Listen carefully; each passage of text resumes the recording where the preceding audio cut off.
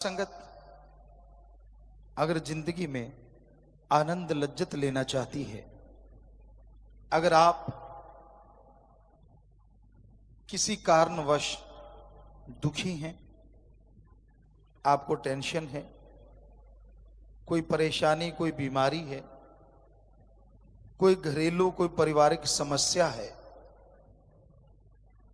आप घंटा सुबह घंटा शाम 2-1 महीने सुमरण करके देख लो। जो आपकी समस्या है उसके लिए परमपिता परमात्मा से प्रार्थना करो, हे मालिक, हे सतगुरु दीनदयाल, हे अल्लाह वाहिगुरु राम, मुझे ये परेशानी है, ये प्रॉब्लम है। और फिर घंटा सुमरन करो कि तू रहमत कर इसे दूर कर दे। आप 2 महीने सुमरण करो, यकीनन वो आपकी समस्या 100% चली जाएगी, 2-4% नहीं।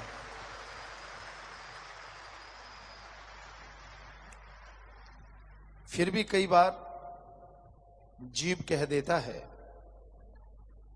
गुरुजी मुझे कोई तरीका बताओ, परेशान हूं, दुखी हूं। इससे अच्छा तरीका और क्या हो सकता है? और सब चीजों के लिए है, दुख है, बीमारी है, परेशानी है, कलह कलेश है, घरेलू समस्या है, बस घंटा सुबह शाम सुमरनी तो करना है।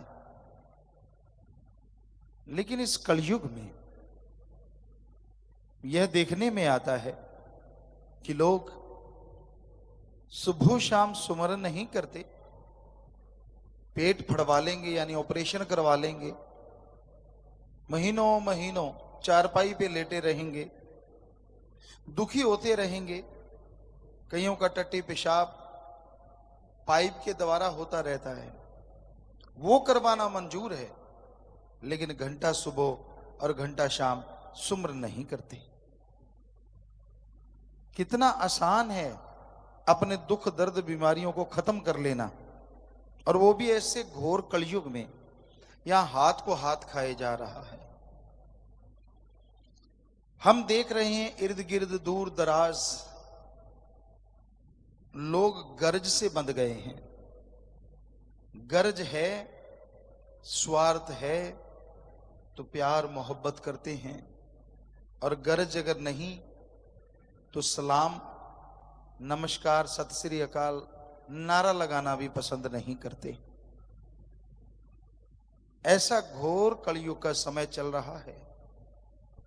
हर कोई मतलब परस्त, स्वार्थी सा बन गया है।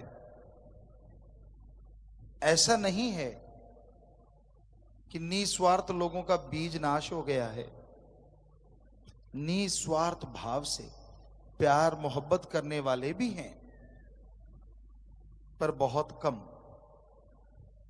कोई आता है मेरे बेटा नहीं, कोई आता है दूध नहीं, कोई आता है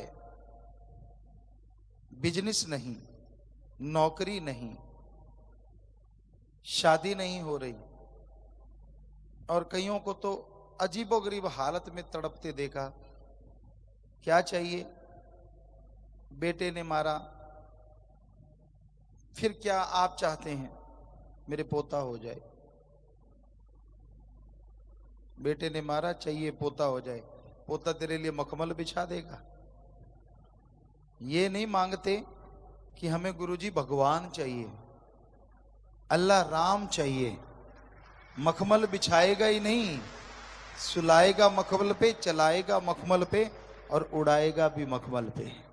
यानी इतना सा भी दर्द का एहसास नहीं होने देगा। उसको नहीं मांगते, दुनियावी चीजों में पगलाए हुए हैं। चलो, जैसा वक्त होता है संत मालिक से वैसी दुआ करके कर्म करवाते हैं। परम पिताजी दाता रहबर ने एक जगह लिखा है कि राम का कामकाज संतों द्वारा ही होता है। भगवान के घर के जितने भी कार्य हैं भगवान संतों द्वारा करवाता है, और सच है। चलो बेटा चाहिए तो बेटा ले लो, दूध चाहिए दूध सही, बिजनेस चाहिए बिजनेस सही, जो जी चाहे ले लो, पर भगवान का नाम भी ले लो ताकि वो सारे समान का सच्चा सुख मिले।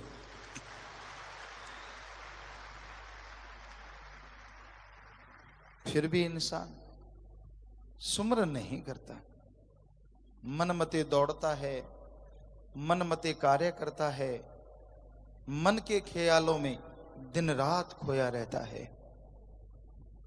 निंदा करता है। मां बाप की निंदा नहीं करनी चाहिए, पर मां बाप भगवान नहीं होते।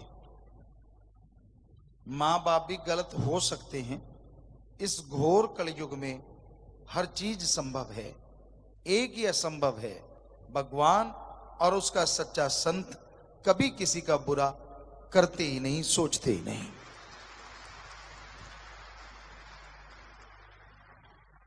वैसे तो मां बाप की कोई निंदा करे, सामने वाला अगर ये सवाल कर दे, तेरी रगों में किसका खून है भाई, क्या आपके पास कोई जवाब है?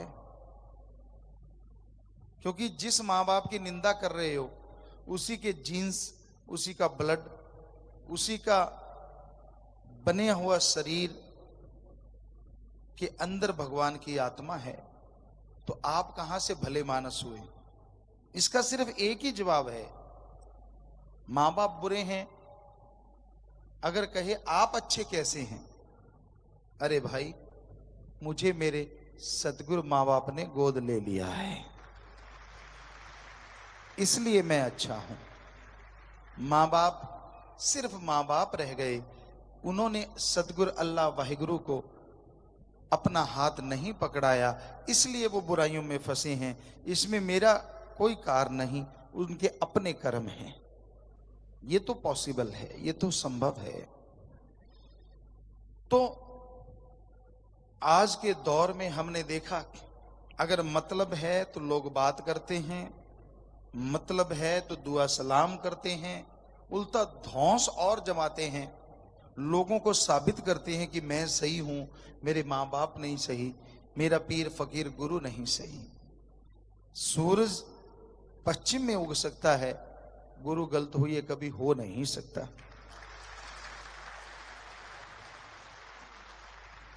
वो जो भी कार्य करता है अपने लिए तो करता ही नहीं, अल्लाह वाहिगुरु राम के हुक्मानुसार, सतगुरु मौला के हुक्मानुसार और सबके भले के लिए करता है। आप सत्संगी हैं, आम दुनिया से बहुत मामलों में बहुत ज्यादा आगे हैं, लेकिन फिर भी कहीं ना कहीं आप जो भी बिजनेस करते हैं, जो भी व्यापार करते हैं, अपने बच्चों के लिए, मां बाप के लिए, शरीर के लिए, और कुछ लोग परमार्थ के लिए करते हैं। पर संत का परिवार कितना बड़ा होता है। भगवान ने जो भी चीज पैदा कर दी, स्थूल जो दिखते हैं, सूक्ष्म दिखते नहीं शरीर उनके हैं, और कारण देवी देवता, संत पीर फकीर के लिए भी वो सब औलाद होती है जो भगवान की औलाद होती है। आपको अपने घर का फिक्र है, कईयों को विषय विकारों का फिक्र है, धोखा देते हैं अपने आप को, पति पत्नी एक दूसरे को, चलता रहता है ये काम। लेकिन कितने लोगों का फिक्र, 2 4 5 10 20। और जरा सोचिए, एक फकीर को सारी सृष्टि ही नहीं, सारी त्रिलोकी नहीं, त्रिलोकियों का फिक्र होता है। वो मालिक से दुआ करते रहते हैं, उनका भला मांगते रहते हैं, उनके भले के लिए हर कार्य करते रहते हैं। इतने सेल्फिश मत बनो, खुद गर्ज मत बनो, बल्कि बुलंदी से रूहानियत के जज्बे को अपनाओ। सबका भला करो, सबका भला सोचो। हम आपको गारंटी देते हैं, अगर ऐसी भावना आप पैदा कर लोगे तो आपको सुमरन से पहले ये प्रार्थना नहीं करनी पड़ेगी कि मुझे दुख से मुक्त कर दो, मेरी प्रॉब्लम का सॉल्व कर दो, मेरी परेशानियों को दूर कर दो, मुझे टेंशन फ्री कर दो, क्योंकि ये बुराइयां भगवान आने ही नहीं देंगे। जो भगवान की औलाद का भला किया करते हैं, भगवान की औलाद का भला सोचते हैं, मालिक उनका भला जरूर करते हैं। संत कभी झूठ नहीं बोला करते। संत अगर किसी मुरीद को ये बोल दें कि बेटा तू बहुत सेवा करता है, तो उसमें झूठ नहीं होता, डायरेक्ट एंड डायरेक्ट वाकई वो सेवा करता है। इंसान वहां तक नहीं पहुंच सकता यहां तक रूहानियत गहरी है।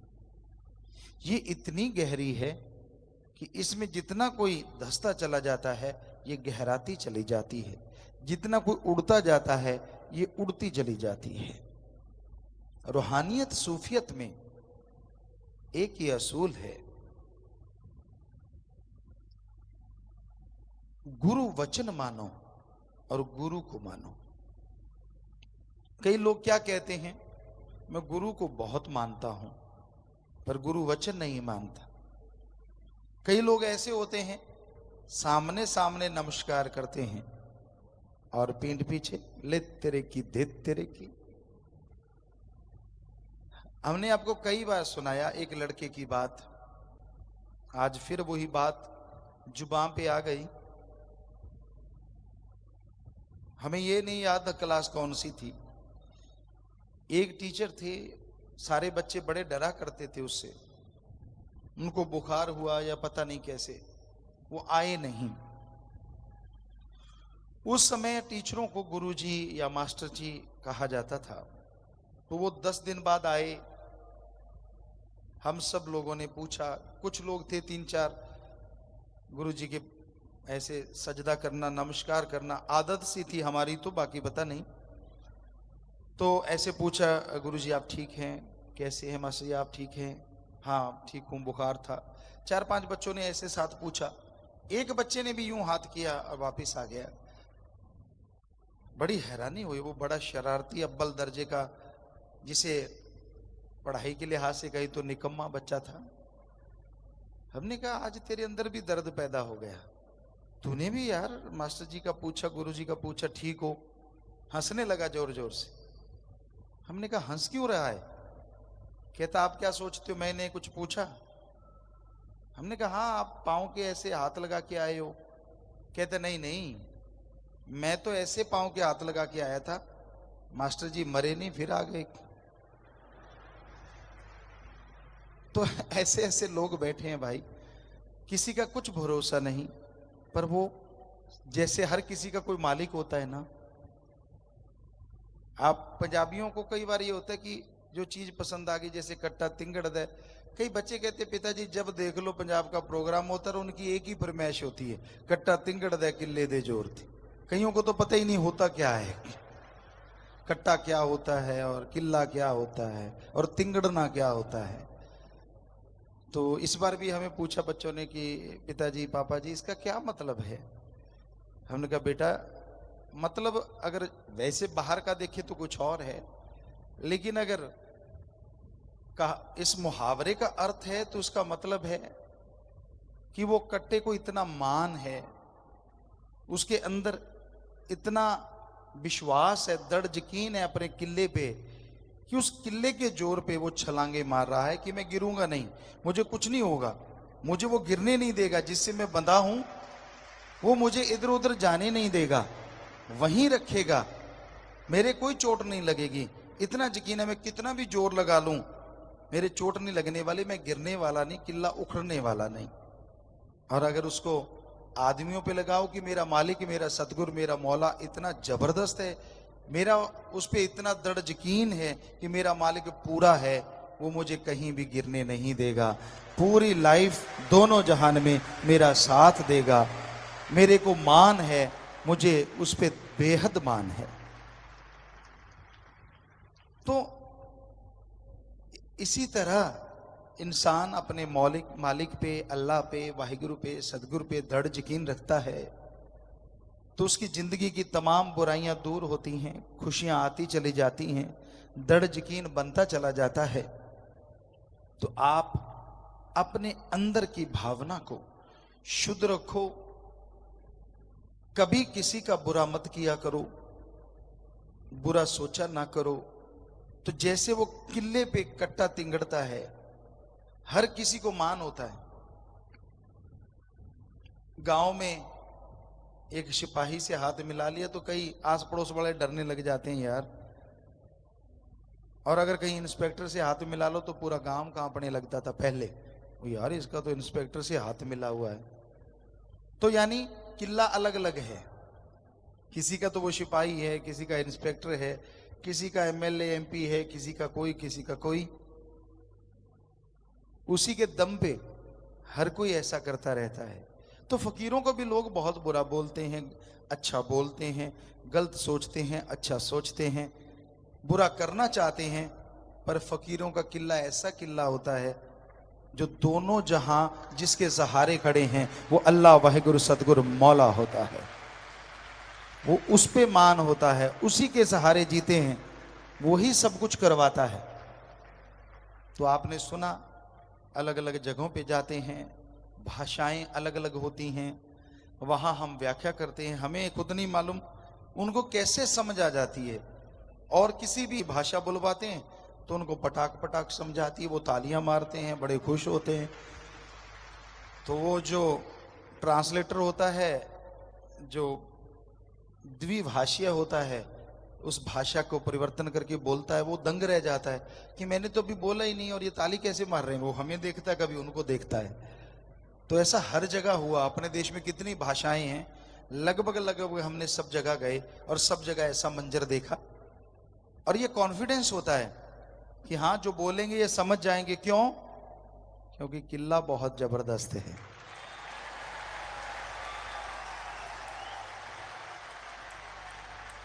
कहते हैं ना, रूहानियत में एक कहावत है, खस्म एक बार बनाना होता है। दुनिया के दुनियावी तौर पे भी देख लो, अपने देश में तो पति पत्नी का रिश्ता तो एक बार ही बनता है। कई गड़पे ढोल बजाते रहते, बजाना ही पड़ता है। कभी पत्नी ढोल बजा रही है, कभी पति बजा रहा है। जिसका पति बुरा, बेचारी पत्नी ढोल बजा रही है, मजबूरी है। और जिसकी पत्नी बुरी, पति ढोल बजा रहा है। तो रूहानियत में एक कहावत है कि खस्म तो एक बार ही बनाना है। तो क्यों ना ऐसा पक्का खस्म बना लें जो एक बार हाथ पकड़ ले, दोनों जहान में ना छोड़े। हमें तो हमारा वो खस्म अल्लाह वाहिगुरु गौड़ खुदा राम शाह सतनाम शाह मस्तान मिला है, जिसने एक बार हाथ पकड़ा है, अब बेफिक्री है, अपने आप ले जा रहा है। कठपुतली है, अपने आप नचा रहा है। नचाएगा, नचाता था, नचाएगा। तो ऐसा खस्म बनाओ, दृढ़ यकीन रखो, सामने ही सिर ना झुकाओ। हमेशा हमेशा वो दृढ़ इरादा, बुलंद हौसला बना के रखो। और किसी की कोई बुराई करे तो करे, और किसी के बारे में कुछ बोला गया तो बोला गया, पर अपने गुरु मुर्शिद कामिल के बारे में बोला भी गया, ऐसा हो भी जाए तो आधा घंटा सुमन करो, मालिक से माफी मांगो, तो वो दया का सागर माफ भी कर देता है और खुशियां भी बख्श देता है। पर पतिव्रता का स्वाद तो फिर है कि जुबान पे सामने है तो भी सजदा और बाद में है तो भी सजदा। आनंदी कुछ और होता है। सतगुरु मुर्शिद के हम आपको अपनी बात बताते हैं, कल भी सुनाई, कि जब शास्त्र नाम दाता रहबर के दर्श दीदार करते, हमें ये नहीं होता था कि आसपास कोई बैठा भी है। साथ संगत होती थी, बेपरवाह जी के वचन हजारों में होती थी, पहले कुछ हजार, फिर काफी हजारों में। तो ये लगता ही ना था कि ये कोई आसपास बैठा है, मैं हूं और तू है। फिर जमकर इश्क करेंगे। वो झूठ नहीं बोला, वो सच है। हम कोई भी अल्फाज लिखा है, कोई भी भजन लिखा है, वो अपने पे लिखा है। आप पे लगता है कि नहीं लगता मालिक जाने, पर हम पे तो लगता है, तो ये लिखा है। तो कुछ नहीं दिखता था, यूं लगता था हम बैठे हैं और वो बैठे हैं, बस, और कुछ है ही नहीं। तो ऐसा नजारा जब हो जाता है, इश्क बेइंतहा हो जाता है। वो है चरम पे पहुंचा हुआ इश्क, वो है रूहानी इश्क। जिसके अंदर ऐसा इश्क जाग जाए तो इश्कबाज काम करता है, और आपको तो इश्क से हटने की फुर्सत नहीं मिलती। इश्क ही चलता रहता है, इश्क ही होता रहता है, इश्क ही जागता है, इश्क ही सोता रहता है। क्योंकि इश्क जिसको लग जाता है वो दोनों जहां में सबसे निराला होता है और खुशियों से लबरेज होता है। उसकी जिंदगी में बहार रहती है, पतझड़ का मौसम कभी नहीं आता। तो मुर्शिद कामिल सतगुरु मौला से प्यार करो, बेइंतहा करो। उसके लिए कोई रेड लाइन नहीं है, बाकी हर किसी के लिए रेड लाइन है। एक सीमा तक प्यार करो रिश्तों के प्रति। ज्यादा करोगे तो दुखी हो जाओगे, परेशान हो जाओगे। इसलिए एक सीमा तय की है हमारे समाज ने, वहां तक प्यार करो। दोस्ती, मित्रता, पति पत्नी, माँ बाप, बेटा बेटी, बहन भाई, एक सीमा है। उस सीमा रेखा को टच मत करो, बस उसी में रह के प्यार करो। लेकिन अल्लाह वाहिगुरु राम के लिए कोई सीमाएं नहीं है। जितना मर्जी प्यार करते जाओ, जितना करते जाओगे सुखी होते जाओगे। जितना प्यार बढ़ता जाएगा अंदर बाहर से माला माल होते जाओगे। यही एक रास्ता है जिस पे चलते जाओगे, थकोगे कभी नहीं, बल्कि तंदुरुस्ती पाओगे, ताजगी पाओगे, और दोनों जहां की खुशियों से माला माल हो जाओगे। तो प्यारी सत्संग जियो, कहीं भी रहो, फिक्र मत करो। आपका साया आपसे दूर हो सकता है। जब अंधेरा हो गया तो साया ही नहीं दिखता, परछाई नहीं दिखती, वो भी दूर हो जाती है, आप अकेले रह जाते हैं। फिर भी ऐसा लगता है नहीं यार दोस्त कोई तो है, चारपाई है। पर जब आप सो जाते हैं तो सब कुछ ही खत्म हो जाता है, आप अपने आप में होते ही नहीं। पर अगर सतगुरु पे दृढ़ यकीन है तो क्या सोते क्या जागते, वो कभी दूर ना हुआ, ना है, और ना कभी होगा। वो तो साथ ही रहता है, अकेले तो आप होते ही नहीं। ऐसी अवस्था जब आ जाती है उसे कहते हैं आशिक। ये है मालिक का आशिक, ये है मालिक से प्यार करने वाला, बेइंतहा मोहब्बत करने वाला। और ऐसी मोहब्बत अमर हो जाती है, दोनों जहान में कुलों का उद्धार हो जाता है, खुशियां बेइंतहा मिलती हैं, गम दुख दर्द चिंताएं मिट जाती हैं, और परमानंद की बहार हमेशा छाई रहती है। तो प्यारी सत्संग जियो, सतगुरु मौला सब कुछ करवाते हैं। जिमे जिमे हुक्म तिमे तिमे कार। जैसा सतगुरु मुर्शिद चलाना चाहते हैं वैसा ही फकीर चलता है।